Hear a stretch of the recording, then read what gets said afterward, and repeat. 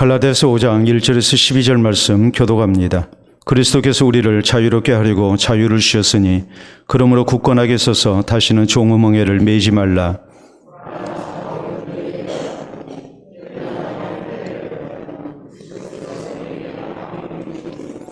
내가 할례를 받는 각 사람에게 다시 증언하노니 그는 율법 전체를 행할 의무를 가진 자라.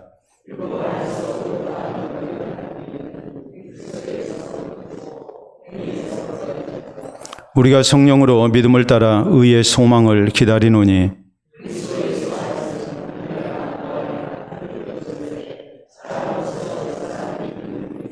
너희가 다름질을 잘하더니 누가 너희를 막아 진리를 순종하지 못하게 하더냐. 적은 누룩이 온 덩이에 퍼지느니라.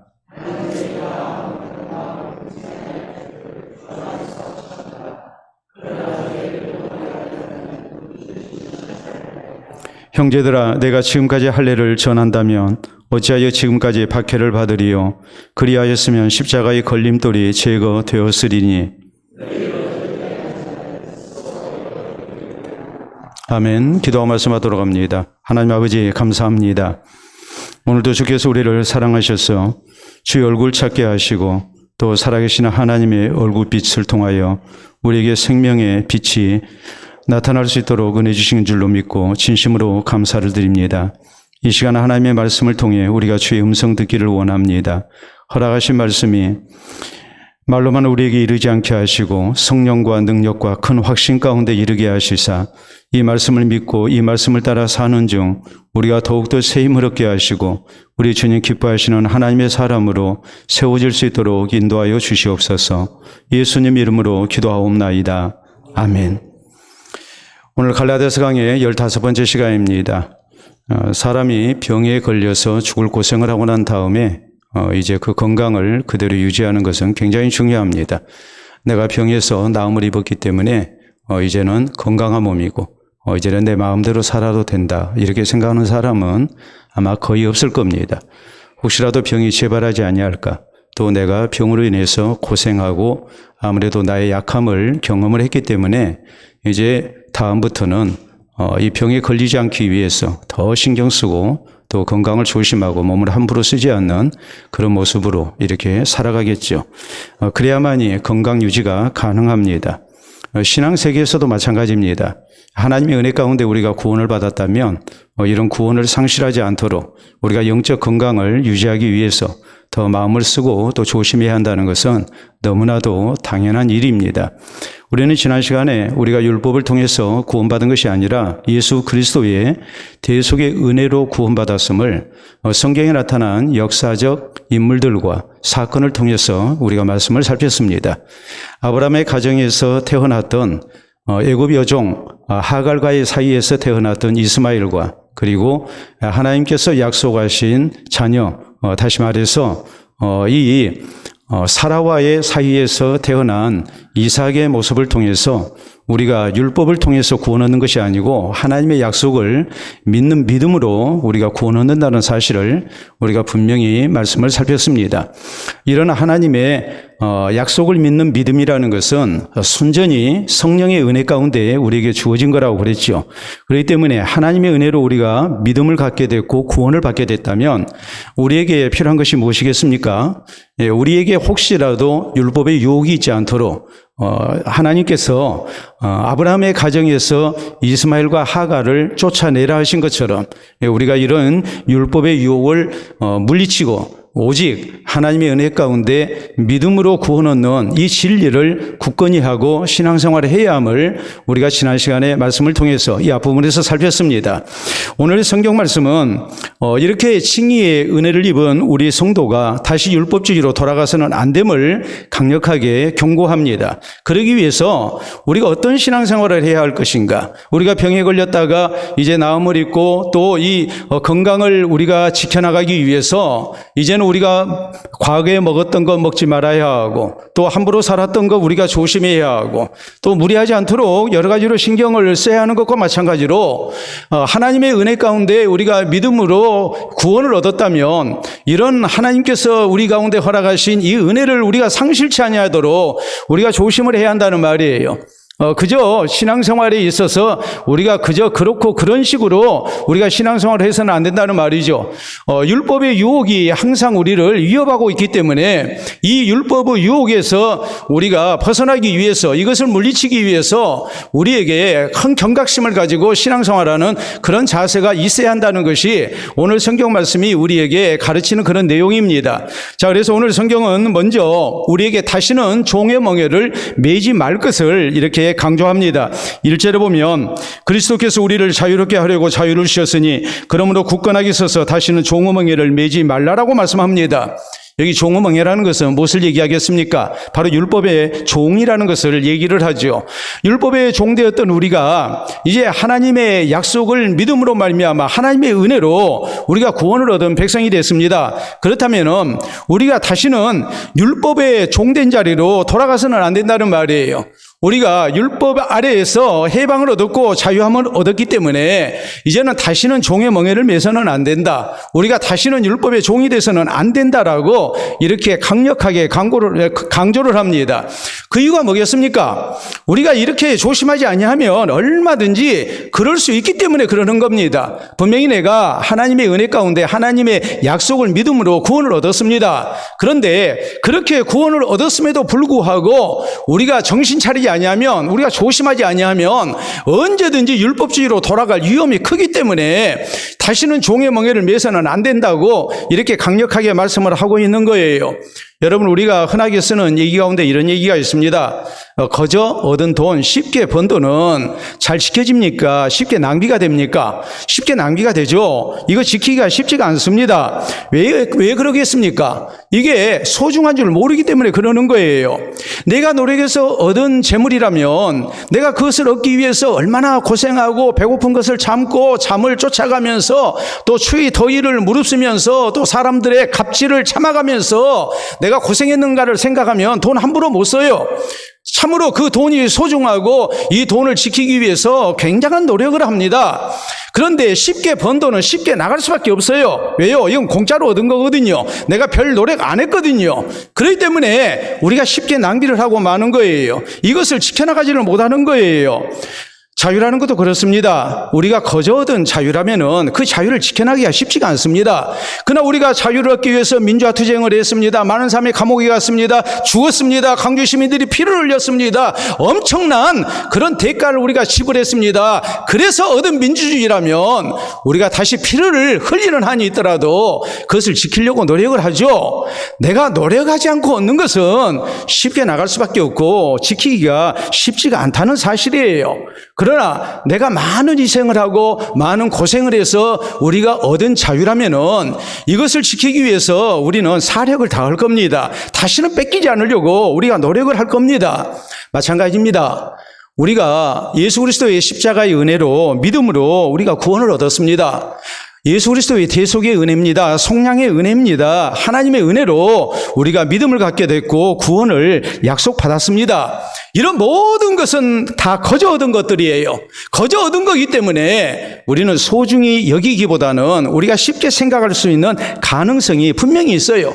내가 구원을 얻기 위해서 예를 들어서 내가 40일 금식기도를 10번을 했다고 생각해 보십시오. 그래야만 우리가 구원을 얻는다고 그러면, 그래서 얻은 구원이라면, 그래서 얻은 하나님의 은혜고 믿음이라면 우리가 그것을 쉽게 버리겠습니까? 정말 생명을 다해서 그것을 지키려고 노력을 하겠죠. 혹은 우리가 선행을 100가지를 해야 1000가지를 해야 우리가 구원 얻는다고 천국의 백성이 될 수 있다고 하나님이 우리에게 그렇게 요구하셨다면, 그래서 내가 선행을 100번을 하고 1000번을 해서 내가 하나님 앞에 의롭다함을 얻은 하나님의 백성, 구원을 약속받은 백성이 됐다면 어찌 우리가 함부로 살겠습니까? 그렇게 우리가 살 수가 없죠. 근데 예수 그리스도의 십자가의 은혜로 또 하나님의 성령의 감동하심 속에 우리가 믿음으로 얻은 구원이기 때문에 내가 한 것은 아무것도 없단 말이에요. 십자가의 대속의 죽음을 예수님이 죽으셨습니다.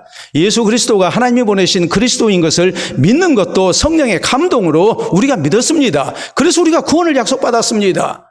그러니까 우리가 이 쉽게 얻은 구원을, 이 은혜를 우리가 잘못하면 상실을 할 수밖에 없는 겁니다. 우리는 성경을 통해서 그 사실을 분명히 압니다. 여러분, 이스라엘 백성들이 애굽에서 종살이 하다가 하나님의 은혜로 해방이 됐습니다. 자유를 얻었습니다. 이젠 자유민입니다. 하나님께서 가나안 땅을 약속하셨습니다. 광야를 통과합니다. 광야 생활이 쉽지 않습니다. 그런데 이 힘든 광야 생활 속에서도 하나님께서 모세의 기도를 받으시고 또 하나님의 자비와 긍휼 속에 저희에게 필요한 은혜를 다 공급해 주십니다. 모세가 하나님 앞에 우리 추워서 못 살겠습니다. 불기둥 좀 주십시오. 우리 더워서 못 살겠습니다. 구름기둥으로 좀 햇볕을 가려주십시오. 이런 식으로 해서 하나님께서 불기둥, 구름기둥 주신 게 아닙니다. 필요한 거 주셨습니다. 또 그때 혹시 필요한 것이 있다면, 저에게 불편한 것이 있다면 하나님께서 그때마다 기도를 받으시고 하나님의 놀라운 은혜를 주셨습니다. 하나부터 열까지 다 하나님의 은혜 가운데 저희가 광야 생활을 하고 있었고 약속하신 가나안 땅을 향해 나아가고 있었습니다. 그러니까 고마운 줄 모르죠. 이 백성들이 만약에 애굽에서 해방되기 위해서, 자유를 얻기 위해서 모세를 중심으로 해서 군대를 조직하고 애굽 병사들과 싸워서 많은 백성들이 죽임을 당하고 피를 흘리고 또 처자식들이 죽임을 당하고 그래서 저희가 자유를 얻고 애굽에서 탈출했다면 저희가 다시는 애굽으로 돌아갈 생각하지 않습니다. 그런데 애굽 생활에 뭐가 좋습니까? 애굽에서 얼마나 고생했습니까? 이 애굽에서 고생했던 백성들이 광야 생활 가운데 좀 불편하면 애굽을 동경하는 겁니다. 그때가 좋았다. 고기가 막혔대서 우리가 고기 얻어먹을 때가 좋았다. 그때는 부추도 또 이런저런 것들도 마늘도 우리가 마음대로 먹었는데 이곳에서 우리가 광야에서 하나님이 주신 만나만 먹고 있으니 이게 이제는 못 살겠다. 한마디로 얘기하자면 입맛이 떨어졌다는 거죠. 그러면서 애굽으로 돌아가기를 원합니다. 여러분, 그 이유가 뭐겠습니까? 애굽에서 나올 때 대가를 지불하지 않았기 때문입니다. 저희가 대가를 지불했다면 절대로 애굽으로 돌아가지 않습니다. 광야에서 굶어 죽더라도, 광야에서 추워서 얼어 죽더라도, 더위에 일사병 걸려서 죽는다 할지라도 이 백성들 애굽으로 안 돌아간다고 할 겁니다. 만약 하나님께서 그 상황에서 너희가 애굽으로 갈래? 아니면 이 광야에서 그대로 살래? 이렇게 하나님이 물으셨다면 이스라엘 백성들이 뭐라고 대답했을 것 같습니까? 우리 애굽으로 가서 살랍니다. 그러겠습니까? 우리가 광야 생활이 이런 줄 알았다면 우리 애굽으로 돌아갈 겁니다. 그렇게 대답할 것 같습니까? 내 남편이 죽었습니다. 내 자식이 죽었습니다. 내 사랑하는 가족들이 죽었습니다. 애굽에서 탈출하기 위해서 얼마나 많은 희생의 피를, 대가를 지불했는지 모릅니다. 그런데 기껏 한 것이 양 한 마리 잡아서 그 피를 바른 거였고 그 양은 바베큐 만들어서 맛있게 먹었습니다. 그리고 해방됐습니다. 그런데 저희가 아무런 대가 지불하지 않았기 때문에 하나님이 그 약속을 믿는 믿음 가운데 허락하신 구원을, 자유를 소중한 줄 모른 겁니다. 그리고 다시 돌아가려고 한 겁니다. 우리도 얼마든지 그럴 수 있다는 사실입니다. 우리 역사 가운데 조선 말기, 그러니까 대한제국 초기죠. 1894년부터 유명한 갑옥개혁이라는 변화가 있게 됐습니다. 조선이라는 구시대가, 구사회가 무너지고 이제 조선이라는 이 나라가 서구화돼가는 시작이었습니다. 많은 변화가 있었습니다. 근대화를 위한 개혁이 있었는데 그때에 정치, 경제, 군사, 법률, 사회 전 분야의 개혁이 이루어졌습니다. 이 갑옥개혁 가운데에 전 국민에게, 전 백성에게 미쳤던 놀라운 개혁의 내용이 하나 있습니다. 그것은 신문제 철폐한 겁니다. 그전에는 양반의 사회였고 사대부의 사회였습니다. 선비들의 세상이었습니다. 노비들은 사람 대접을 못 받았습니다. 서자 출신 사람 대접 못 받았습니다. 여성들 사람 대접받기 힘들었습니다. 그런데 갑옥개혁을 통해서 신분제가 철폐됩니다. 여성들의 인권이 보호되고 노비들이 해방됐습니다. 노비들이 해방됐으니까 얼마나 좋습니까? 양반 주인의 명령대로 죽도록 일을 해야 하고, 내가 결혼해서 자식을 낳으면 그 자식은 내 자식 아닙니다. 주인의 소유입니다. 여러분, 소가 송아지를 낳습니다. 그러면 그 송아지가 소의 것입니까? 주인의 것입니까? 주인의 것이죠. 그렇게 오래도록 수백 년 동안 노비의 그런 집안에서 태어나서 노비로 살다가 노비로 죽어했던 사람들, 이 사람들이 하루아침에 노비 생활에서 해방이 된 겁니다. 그럼 우린 그런 생각하죠. 이제 얻은 자유를 가지고 내가 열심으로 일을 하고 또 내가 하고 싶은 일을 하고 해서 내 인생을 개척해 나갈 것이다. 천만의 말씀입니다. 이 노비들이 당황하기 시작했습니다. 이제 내가 뭘 먹고 살지? 주인 집에서 내가 노비 일을 하면 시키는 일만 하면 그래도 삼시세끼 밥은 먹었는데 이제는 내 인생 내가 책임져야 합니다. 그러니까 당황하고 불안하기 시작한 겁니다. 이 노비들이 자유인으로 살 수 있는 훈련이 전혀 되지 않았습니다. 하루아침에 해방이 된 겁니다. 이 노비들이 어떻게 했겠습니까? 다시 주인집으로 들어가는 겁니다. 그리고 나를 노비로 써달라는 겁니다. 이런 웃지 못할 일이 우리 역사 가운데서 실제적으로 있었습니다.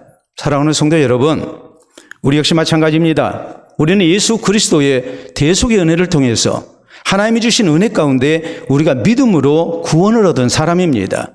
내가 한 것 아무것도 없습니다. 내가 의로와서 구원 얻은 것도 아닙니다. 내 선행을 보고 하나님께서 구원의 백성으로 불러주신 것도 아니고 내가 율법을 지켜서 하나님이 구원해 주신 것도 아닙니다. 정말 무조건적인 하나님의 선택과 사랑 속에서 하나님께서 내게 성령의 은혜를 주셨고 예수 그리스도를 구주로 믿도록 해주셨습니다. 그래서 내가 구원 얻었습니다. 여러분이 공짜로 얻은 구원 우리가 소중히 여겨야 되는데 아무 대가 없이 얻은 은혜로 얻은 구원이기 때문에 잘못하면 우리가 율법주의에 빠질 수밖에 없습니다. 그런데 내가 뭔가를 해야 하지 않겠는가? 뭔가를 해야 한다고. 그것이 구원받은 사람의 모습이고 그렇게 해야만이 구원 얻는다고 그런 조건을 내거는 사람이 있다면, 그런 가르침이 있다면 우리가 쉽게 넘어갈 수 있고 무너질 수 있습니다. 그렇기 때문에 다시는 종의 멍에를 매지 마라. 율법의 종이 돼서는 안 된다. 그리스도께서 우리를 자유케 하기 위해서 이렇게 구원의 은총을 주셨는데 이 하나님의 은총으로 우리가 구원 얻은 백성으로서 다시는 율법으로 돌아가서는 안 된다. 이렇게 강력하게 우리에게 경고하고 있는 겁니다. 오늘 하나님의 은혜 가운데 우리가 구원 얻은 성도로서 이것이 공짜로 얻은 구원이기 때문에 우리가 조심하지 않으면 언제든지 이 율법의 유혹을 받을 수밖에 없다는 것을 기억하고 우리에게 주시는 하나님의 은혜를 더욱 소중히 여기고 거저 얻었기 때문에 더 감사하고 더 소중히 여기면서 지켜나갈 줄 아는 우리 모두가 될 수 있기를 바랍니다. 다음으로 바울 사도는 어떤 말씀을 하는가 하니 이제 우리가 구원의 은혜를 이렇게 입었다면 구원받은 자로서 하나님의 은혜를 받은 자로서 우리가 더 하나님의 율법, 하나님의 말씀에 순종하고 헌신하는 삶을 사는 것이 마땅하다고 강조합니다. 자, 그 2절 이하에 있는 말씀 봅니다. 보라 나 바울은 너희에게 말하노니 너희가 만약 할례를 받으면 그리스도께서 너희에게 아무 유익이 없으리라. 자, 율법주의는 우리가 할례를 받아야 구원을 얻는다고 이렇게 이제 미혹을 했죠. 그렇기 때문에 바울 사도는 너희가 만약에 할례를 받는다면 그리스도께서 너희에게 아무 유익이 없다. 왜요? 우리의 구원이라는 것은 할례를 통해서 받는 것이 아니기 때문에 우리의 구원은 철저하게 그리스도의 십자가의 대속의 은혜를 통해서 우리가 구원받은 거기 때문에 너희가 할례로 구원 얻는다고 생각하면 이건 큰 잘못이다. 더구나 그 잘못은 여기 이어진 3절에 있는 내용을 보면 분명히 드러납니다. 내가 할례를 받는 각 사람에게 다시 증언하노니 그는 율법 전체를 행할 의무를 가진 자라 그랬어요. 자, 당시 갈라디아 교회에 침투했던 이런 거짓 교사들의 미혹은 이거였습니다. 우리가 예수님을 구주로 믿어야 구원 얻지만 그거 가지고는 부족하다. 우리는 하나님의 백성된 표식으로서 할례도 받아야 된다. 이렇게 주장을 했거든요. 그런데 구약시대에 하나님께서 아브라함과 그의 집안에 있는 모든 남자에게 할례를 받게 하신 것은 하나님의 백성된 표식이었고 이것은 신약시대에 이제 피 없는 할례, 예수 그리스도의 구원의 은총을 믿는 믿음 가운데 받는 세례를 통해서 대체가 됐거든요. 그러니까 구약시대의 할례는 신약시대의 세례예요. 이제는 할례를 받을 필요가 없어요. 그런데 갈라디아 교회에 침투한 거짓 교사들은 우리가 예수님을 구주로 믿는 세례도 받아야 하고 하지만 거기에다가 하나님의 백성된 표식 할례도 받아야 된다. 특히 예루살렘에서 내려온 유대주의자들이 이렇게 주장을 한 겁니다. 그 사람들은 난 지 8일 만에 다 할례를 받거든요. 이방인으로서 개종해서 예수 그리스도를 구주로 믿고 교회 가운데 들어온 세례받은 성도들 이들에게 하는 얘기가 너희 할례 안 받았지? 하나님의 백성은 할례받아. 봐. 선 믿는 이스라엘 백성들은 다 할례받잖아. 너희도 할례 받아야 해. 그러면서 할례를 강요를 한 거예요. 여기에 대해서 바울은 너희가 만약 할례를 받는다면 그리스도께서 너희를 위하여 죽으신 것이 아무 소용이 없다. 아무 유익이 없다. 그 이유는 너희가 할례 받아서 구원을 받는다고 생각한다면 너희는 율법의 모든 요구를 다 이루어야 한다. 할례만 받아가지고 율법의 요구를 이룬 게 아니다.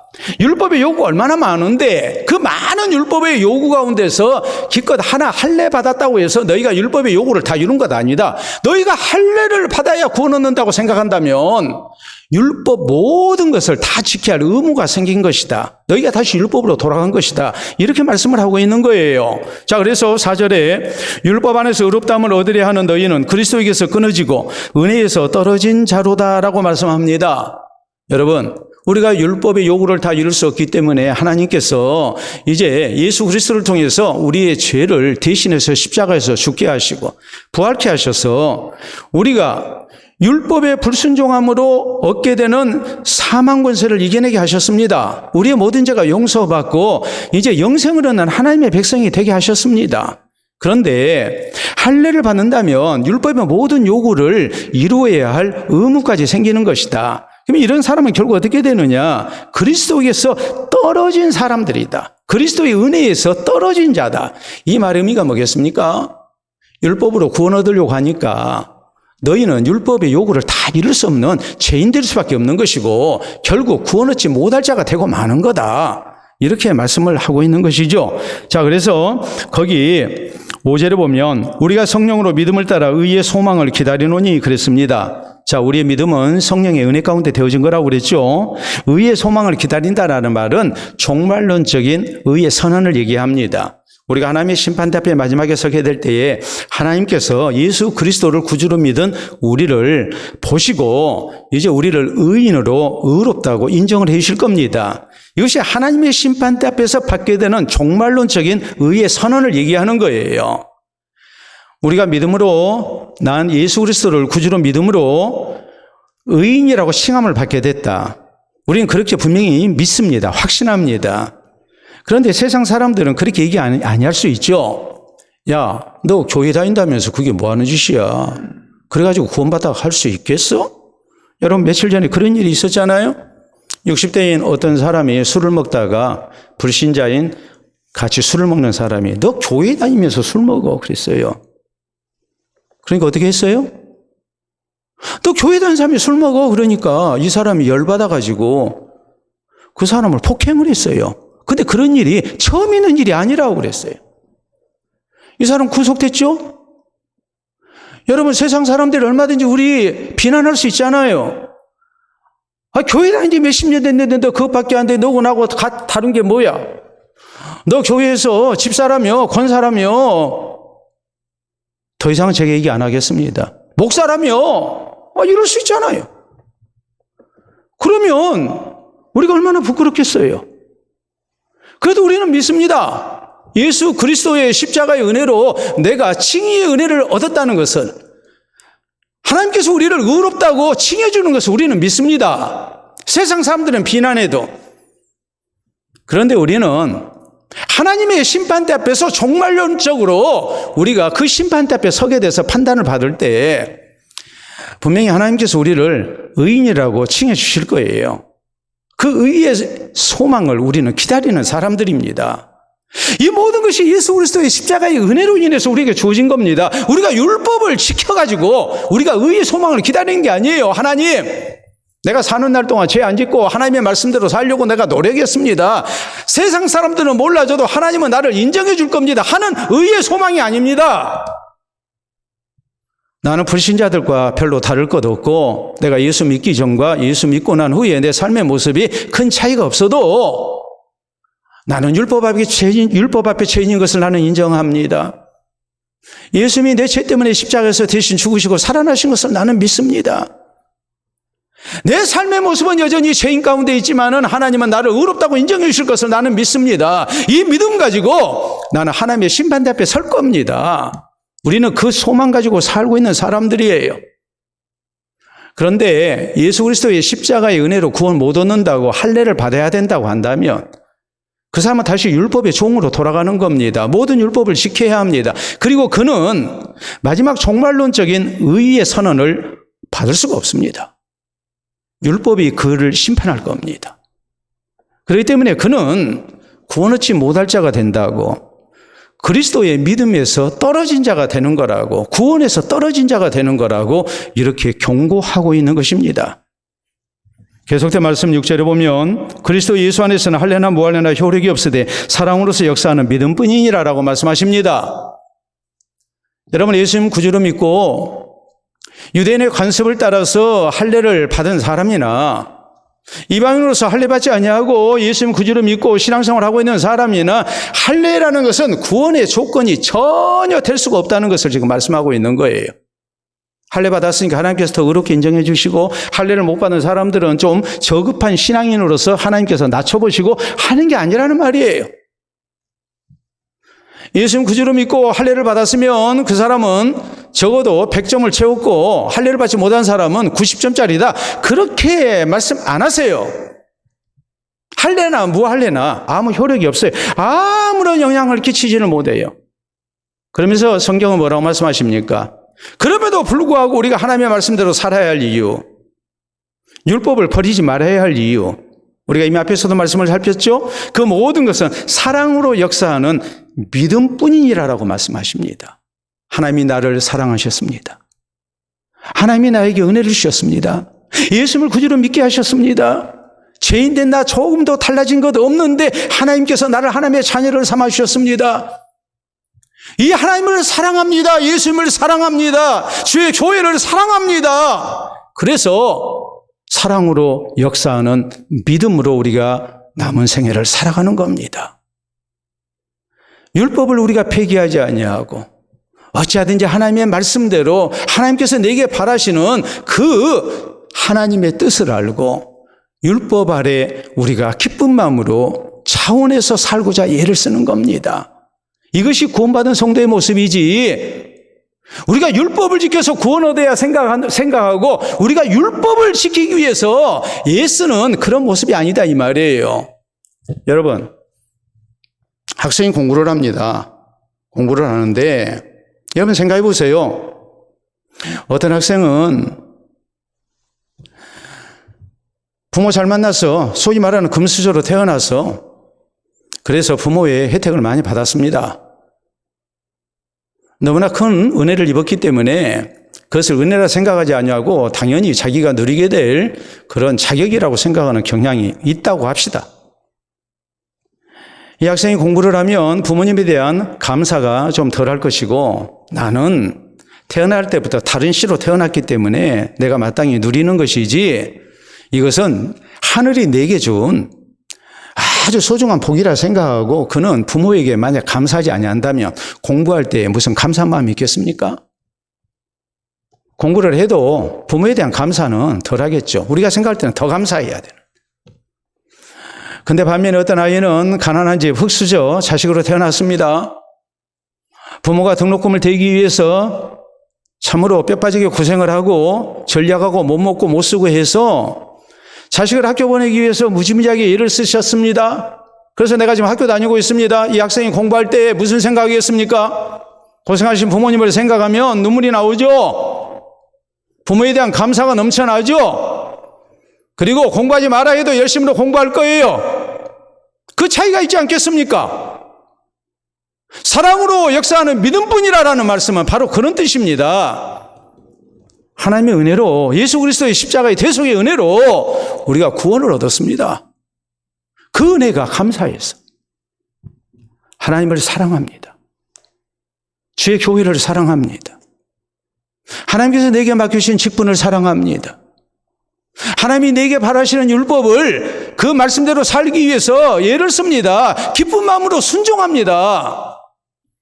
이 차이가 있는 거라는 말이에요. 여러분, 그렇기 때문에 우리가 히브리서 21장에 보면 하나님께서 히브리종, 동족인 히브리인을 노예로 삼았을 때에 저희는 6년 동안 고생하면 7년 안식년 때에 값없이 내보내게 하셨어요. 원래 동족 이스라엘 사람들을 노예로 삼지 못하게 하셨습니다. 그리고 동족 이스라엘 사람이 혹시 타 민족에게 노예 생활을 하고 있다면 같은 동족들이 그 노예 신분에서 해방시켜줘야 할 의무가 있다고 하나님께서는 율법으로 말씀을 하셨습니다.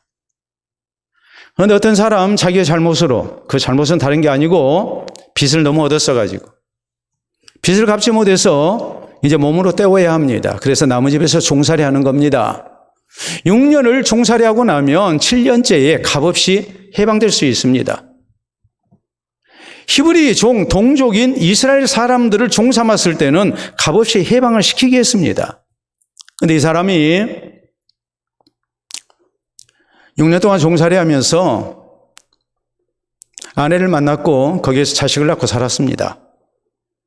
나는 6년을 채워서 7년째 값없이 자유함을 얻을 수 있습니다. 그런데 내 처자식은 그 자유가 주어지지 않습니다. 왜요? 주인의 소유니까. 그리고 6년을 채우지를 못했습니다. 이 사람이 혼자서 자유함을 얻겠습니까? 그때 이 사람이 차원에서 얘기합니다. 내가 주인을 사랑하고 내 처자식을 사랑하기 때문에 나는 해방되지 않겠습니다. 차원에서 그렇게 말했을 때에 이 사람을 제사장 앞에 데리고 가서 그 귀에다가 구멍을 뚫고 그리고 그가 주인의 종으로서 계속 살게 했습니다. 처자식과 함께 살게 합니다. 우리 여성도들 귀에다가 구멍 뚫었을 때 조심해야 합니다. 난 주인이 있는 사람입니다. 난 종입니다라는 뜻이거든요. 그런데 여러분 생각해 보세요. 하나님께서 예수 그리스도를 통해서 나를 구원하셨습니다. 얼마나 감사합니까? 그 은혜가 감사해서 하나님 앞에 주님을 사랑하고 예수님 사랑하고 주께서 피값 쓰고 사신 교회를 사랑하고 하나님의 말씀대로 살기를 원하는 거예요. 이게 사랑으로 역사하는 믿음이라는 말이에요. 똑같이 율법 아래에서 율법의 요구를 지키기 위해 하나님의 말씀대로 사는 것 같은데 한쪽에서는 구원의 조건이라 생각하고 율법을 지키는 겁니다. 그러나 한쪽에서는 그리스도를 통해서 나를 값없이 구원해 주셨기 때문에 그 은혜에 감사해서 내가 하나님 말씀대로 살겠습니다. 내가 더 율법의 요구를 이루기 위해서 내가 말씀 가운데 살겠습니다라고 순종하고 헌신하는 겁니다. 유명한 디안 목사님이 여기에 대해서 아주 탁월한 예화를 들으셨습니다. 이런 예화입니다. 어떤 여인이 있었습니다. 남의 집 하인으로 들어갔습니다. 하녀로. 주인이 아주 까탈스러운 사람입니다. 하는 얘기가 6시에 일어나서 7시에는 아침 식사를 차리고 내가 식사 다 하고 나면 설거지하고 집안 청소하고 9시부터는 또 내가 시키는 일을 위해서 대기하라고 그럽니다. 늘 긴장이죠. 여러분 새벽에 나오신 분들은 저녁에 잠들 때 늘 긴장하죠. 하나님께 기도하고. 저도 지금 그러고 있으니까요. 이날 평생 그렇게 살아왔으니까요. 여러분이라고 안 그러겠습니까? 직장 출근하시는 분들 또 신경 써야죠. 주일이라고 편히 쉴 줄 알았는데 열심으로 봉사하시는 분들은 주일이 고난일이거든요. 안식일이 아니라. 결국 어찌 되겠습니까? 몸 피곤하고 내일 아침 일찍 일어나서 출근해야 되는데 이게 스트레스가 되죠. 그래서 월요병 걸리고 하는 거 아니겠습니까? 이 하녀 입장에서 아침 6시면 일어나야 하고 7시면 식사 준비해야 하고 주인 식사 다 마치기를 기다렸다가 설거지하고 이것저것 일 다 보고 난 다음에 9시부터는 또 어떤 명령이 떨어질까 대기 상태에서 기다려야 한다면 1분 1초도 편하게 있지 못할 거예요. 매일 긴장 상태에서 열심으로 일했습니다. 그런데 그렇게 몇 달 지나고 난 다음에 주인과 사이에서 사랑이 싹트기 시작했습니다. 그래서 둘이 결혼을 했습니다. 결혼을 했으니까 이제는 안주인이 됐습니다. 안주인이 됐으니까 이제는 남편 깨울 필요도 없고 밥할 필요도 없고 집안 살림 볼 필요도 없고 나는 내게 주어진 자유를 가지고 또 재물의 복을 가지고 내 마음대로 인생 즐기며 살아야 되겠다. 그렇게 살겠습니까? 진정으로 남편 된 사람을 사랑한다면 그 사람이 하녀의 나를 아내 삼은 것에 대해서 감사한 마음이 있다면 어떤 모습으로 살겠습니까? 아침 6시 되면 먼저 일어나겠죠. 남편 깨우고 이전보다도 더 맛있게 정성 들여서 음식 준비해서 식사 같이 하겠죠. 설거지하면서도 청소를 하면서도 흥얼흥얼 기쁠 거예요. 디안 목사님은 이렇게 설명을 했습니다. 우리가 율법을 지켜서 구원 얻는다고 생각하는 사람은 종된 모습으로 율법을 지키려고 늘 긴장 상태에서 사는 겁니다. 그러나 구원 얻은 성도는 하나님의 은혜가 감사해서 하나님의 말씀대로 살기 위해서 기쁨으로 순종하는 겁니다. 헌신하는 겁니다. 이 차이가 있는 겁니다. 여러분, 그렇기 때문에 오늘 우리의 신앙생활이 억지가 돼서는 안 됩니다. 정말로 내가 예수 그리스도를 통해서 하나님의 은혜 가운데 믿음으로 구원 얻은 성도라면 우리는 감사와 즐거움 속에서 신앙생활을 해야 합니다. 주의 말씀을 따라 살아야 합니다. 순종해야 합니다. 헌신해야 합니다. 사랑으로 역사하는 믿음의 모습이 우리에게 있어야 합니다. 우리는 여전히 하나님이 주신 율법을 소중히 여기며 그 율법을 따라 살기를 힘씁니다. 구원 얻기 위해서 율법을 준수하는 것이 아니라 하나님의 은혜로 구원받았기 때문에 감사해서 주님을 사랑해서 그리스도를 사랑해서 우리는 그 말씀에 순종하고 헌신하며 사는 겁니다. 이 자원하는 기쁨과 감사 그리고 사랑으로 역사하는 믿음의 아름다운 모습이 우리에게 있기를 바랍니다. 세 번째로 오늘 성경 말씀은 우리가 구원의 진리에서 벗어나지 않도록 참으로 조심해야 함을 강조합니다. 자, 오늘 거기 말씀 7절 이하에 있는 말씀 봅니다. 너희가 다름질을 잘하더니 누가 너희를 막아 진리를 순종하지 못하게 하더냐. 거짓된 교사들의 잘못된 가르침에 미혹을 받았다는 말이에요. 그 권면은 너희를 부르신 이에게서 난 것이 아니니라. 이건 하나님의 교훈이 아니다. 이건 사람의 교훈이다. 거짓 교사들의 교훈이다. 사탄의 교훈이다라는 말이에요. 적은 누리고 온덩이에 퍼지느니라.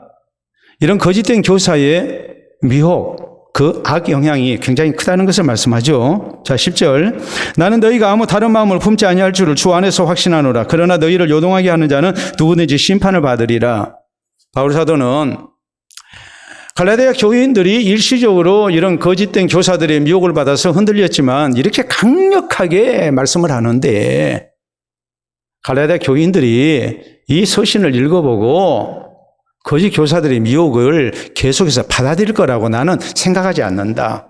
너희는 그런 사람 아니지 않느냐.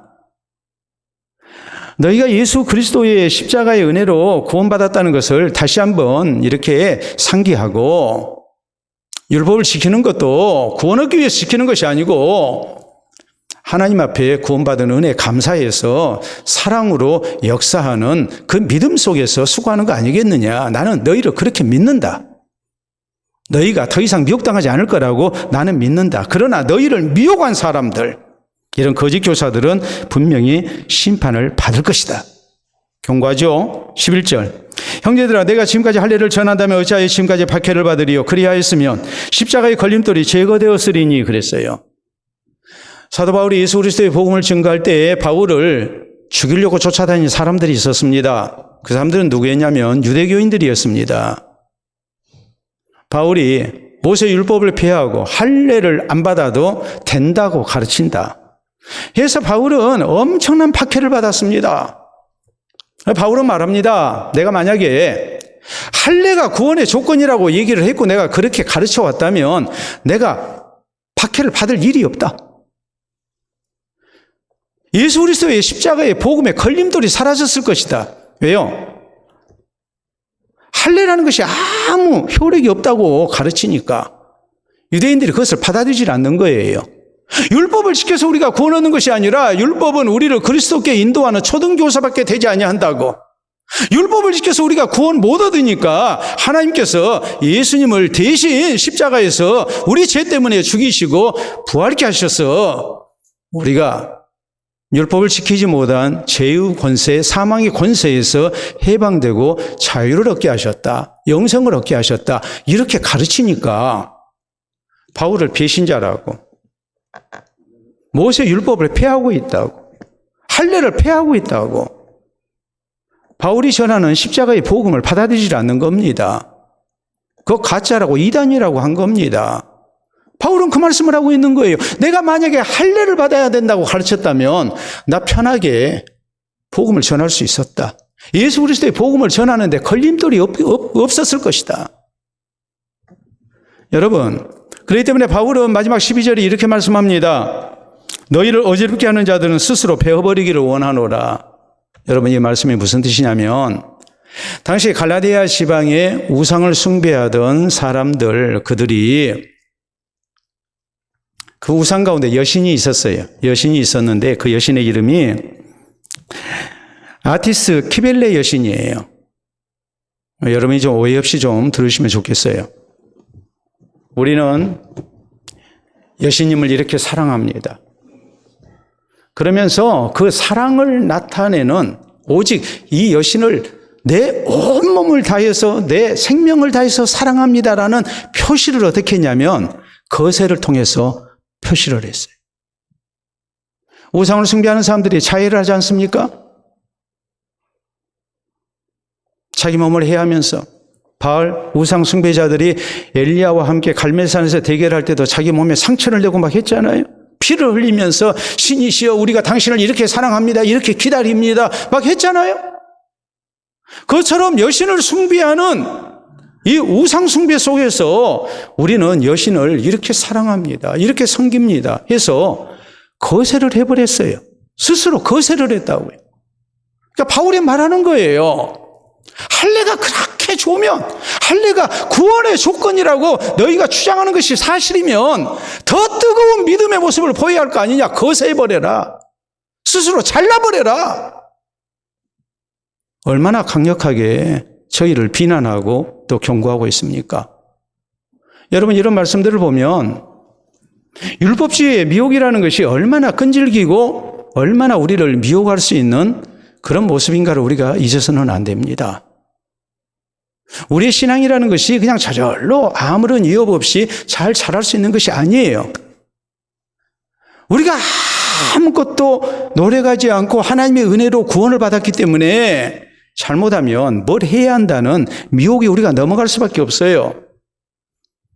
그렇기 때문에 우리가 성경을 보면 끊임없이 하나님의 백성들을 미혹하는 이런 악령의 역사가, 사탄의 역사가 있었습니다. 이스라엘 백성들이 광야 생활할 때에 부활의 사건이 있었습니다. 미디안의 우상을 같이 숭배했죠. 그래서 얼마나 많은 사람들이 죽임을 당했습니까? 사사기에 보면은 가나안 땅에 들어가서도 얼마나 많은 우상을 숭배하고 하나님의 징벌을 당합니까? 솔로몬 같은 사람도 결국 이방 여인과의 결혼을 통해서 우상 숭배하는 그런 죄악을 저지르죠. 하나님이 2번이나 경고했어도 노년에 솔로몬이 우상을 숭배했다고 성경은 말씀하십니다. 여러분, 거기서 끝입니까? 우리 예수님께서 공생애를 사실 때 마귀가 40일 금식 기도하는 예수님께 시험을 던지지 않습니까? 예수께서 그 시험을 물리치실 때에 성경은 이렇게 말씀합니다. 마귀가 얼마 동안 예수를 떠나니라. 얼마 동안 떠났습니다. 다시 또 돌아옵니다. 누구를 통해서 돌아옵니까?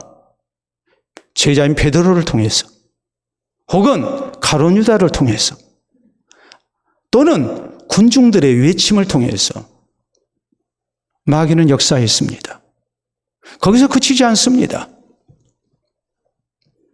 초대예루살렘 교회가 하나님을 향한 뜨거운 열심 속에 바나바 같은 이런 구제헌금 나눔 헌금을 한 것을 보고 많은 성도들이 은혜를 받습니다.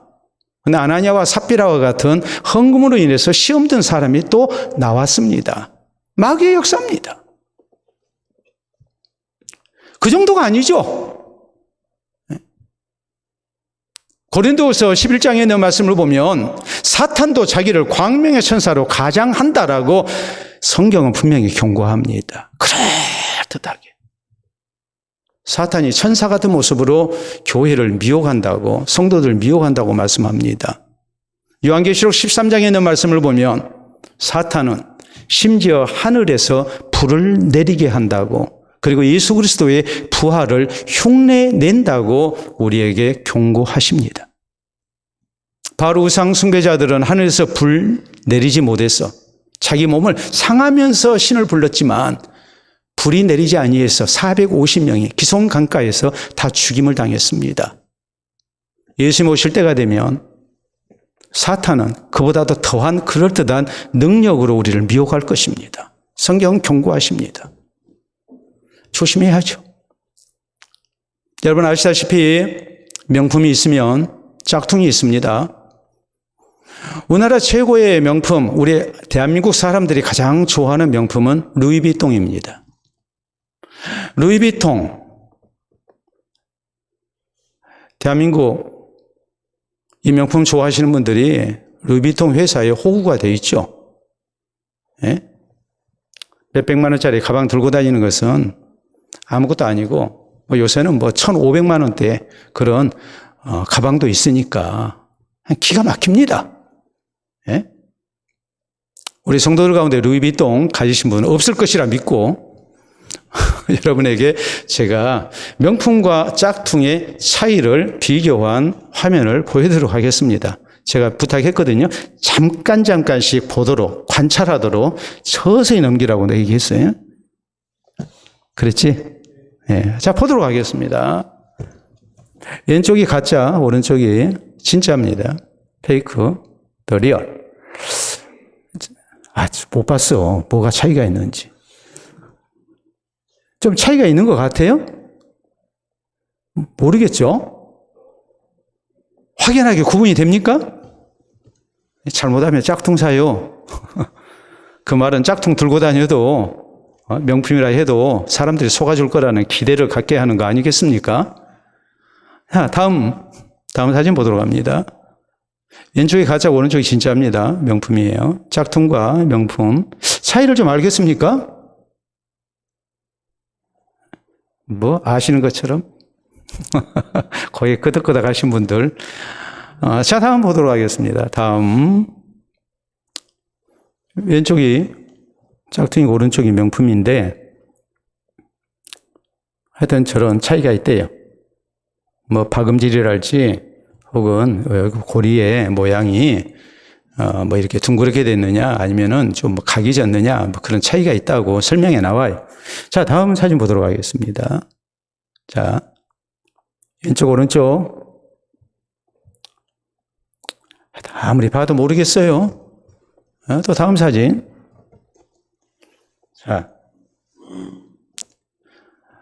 왼쪽보다 오른쪽이 좀 좋은 것 같이 느껴지기도 하죠. 그러나 가짜 진짜 이렇게 놔두지 않고 보라고 그러면 우리가 제대로 구분할까 싶어요. 다음 사진 또 보도록 하겠습니다. 자, 이제 바느질 박음질이 차이가 있다는 거예요. 이와 아래. 다음 사진 보도록 하겠습니다. 저것은 그냥 알 수 있어요. 설명을 보니까 그냥 알겠더라고요. 뭔 차이가 있을까요? 네? 뭐요? 크게 얘기하세요. 크게. 예? 단추? 글씨? 예. 박음질. 내가 얘기 안 하면 여러분 몰라요. 다 틀렸어요. 루이비통 명품은 절대 루이비통이라는 상표를 글자를 가리지 않습니다. 가짜는 글자를 가려요. 왼쪽에 있는 건 글자를 가리잖아요. 알파벳을 가리잖아요. 오른쪽에 있는 건 가립니까? 안 가립니까? 안 가려요. 그러니까 다른 거 볼래지 말고 저거 하나만 봐요. 아시겠어요? 루이비통이라는 글씨를, 상표를 가리느냐 가리지 않느냐 그 차이예요. 여러분, 유명한 기독교 철학자인 프랑스의 파스칼은 이런 얘기를 했습니다. 가짜가 있는 것은 진짜가 있기 때문이다. 왜 사탄의 미혹이 있을까요? 왜 기독교 신앙에 가짜가 있을까요? 진짜가 있기 때문에 그러는 거예요. 짝퉁이 있는 것은 명품이 있기 때문에 그러는 거예요. 근데 문제는 명품과 짝퉁이 우리를 혼란스럽게 한다는 사실이에요. 그러니까 우리가 뭐 해야 합니까? 조심하고 또 조심해야 합니다. 조심하지 아니하면 우리는 언제든지 율법주의로 돌아갈 수가 있어요. 그것이 신앙생활에 열심 내는 거라고 생각합니다. 그 열심이 나를 의롭게 합니다. 나를 구원받게 한다고 생각합니다. 우리가 열심을 다해서 신앙생활하는 것은 내 신앙이 나태해지지 않도록 신앙 잃지 않기 위해서 열심을 내는 것이지, 또 하나님의 구원의 은혜가 감사해서 열심을 내는 것이지, 우리가 구원받기 위해서 열심히 내는 것 결코 아닙니다. 그렇기 때문에 우리는 늘 조심하고 또 조심해야 합니다. 그렇지 않으면 우리는 언제든지 미혹받을 수밖에 없다는 것을 잊어서는 안 됩니다. 과원에서 자라는 아이를 입양하게 되면 한동안 두드러지게 드러나는 특징이 있습니다. 아무리 양부모가 사랑해줘도, 양자로 입적했어도 아이가 한동안 버리지 못하는 모습이 있습니다. 식사할 때, 식사 기도를 하면 자기 밥그릇을 두 손으로 꽉 잡고 있는 겁니다. 왜 그럴까요? 과원에서 밥 먹을 때에 잠깐 한눈 파면 누가 뺏어갔거든요. 그러니까 눈 감는 시간이 불안한 거예요. 내 신분이 고아가 아닙니다. 이제는 부잣집 양자로 입적이 됐습니다. 그런데 그 습관을 버리지를 못하는 거예요. 불안 속에서 내 것을 지키고자 하는 습관적인 모습이 나타나고 있는 거예요. 부모가 상당히 고생을 하죠. 그렇게 안 해도 돼. 다 네 거야. 너 먹고 싶은 대로 먹을 수 있어. 네 거 뺏어갈 사람 아무도 없어. 여러분, 우리의 구원이라는 것도 그렇습니다. 우리가 조심하지 아니하면 언제든지 우리는 미혹을 당할 수밖에 없어요. 그 율법주의의 유혹이 우리를 흔들 수 있습니다. 더더욱 우리가 아무런 대가를 지불하지 아니하고 하나님의 은혜로 거저 믿음으로 우리가 구원을 받았습니다. 그럴듯한 미혹이 우리에게 주어질 때에 우리가 막아야 합니다. 거절해야 합니다. 대신 우리는 하나님 앞에 구원받은 은혜가 감사해서 사랑으로 역사하는 믿음의 모습을 가져야 합니다. 감사와 기쁨 가운데 우리가 즐거운 모습으로 예배드리고 하나님 앞에 헌신되고 주의 말씀 따라 사는 성도가 되기를 힘써야 합니다. 그래서 우리 자신의 신앙을 지켜나가고 또 하나님의 교회를 우리가 지키고 또 주의 복음사에게 우리를 구원해 주신 하나님 은혜에 감사해서 우리 하나님 기뻐하시는 반응이 있는 그런 모습의 신앙생활이 우리 모두에게 있기를 바랍니다. 우리 함께 기도합니다. 오늘 우리가 이 자리에 있다는 것이 얼마나 감사한가를 생각해야 합니다. 우리 주변에 미혹받은 사람들이 많기 때문에 그렇습니다. 오늘 주신 말씀 다시 한번 생각하면서 내가 예수 그리스도를 구주로 믿어 구원 얻게 된 것이 얼마나 큰 은혜인가를 다시 한번 되새기고 율법주의로 돌아가고 열심으로 구원받으려고 하는 이런 미혹을 우리가 받지 않도록 우리의 신앙을 더욱더 굳건히 하는 기도가 우리에게 있어야 합니다. 하나님의 구원의 은혜를 믿습니다. 감사해서 더 하나님 말씀에 순종하며 헌신되는 모습으로 신앙 지켜나가고 또 주의 교회를 지켜나가는 하나님의 구원받은 자녀가 되겠습니다. 우리 주님 앞에 함께 기도할 수 있기를 바랍니다.